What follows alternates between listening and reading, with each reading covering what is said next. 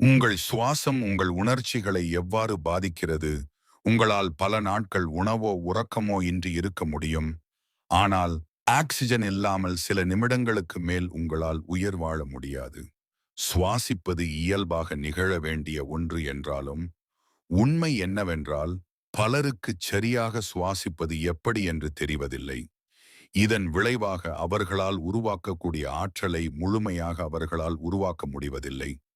இந்த நபர்கள் மற்றவர்களை விட எளிதில் சோர்வடைகிறார்கள். இது அவர்களின் மனநிலையை பாதித்து அவர்களை எதிர்மறை உணர்ச்சிகளுக்கு ஆளாகும் வாய்ப்பை அதிகரிக்கிறது. முறையான சுவாசம் உங்களுக்கு பல்வேறு வழிகளில் நன்மை அளிக்கிறது. உங்கள் சுவாசத்தை மெதுவாக்குவது பதற்றத்தை குறைக்க உதவுகிறது.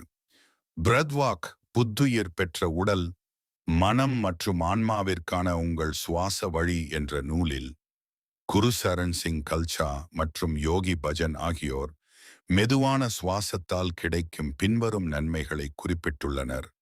நிமிடத்திற்கு 8 சுவாசச் சுழற்சிகள், மன அழுத்தத்திலிருந்து நிவாரணம் மற்றும் அதிகரித்த விழிப்புணர்வு.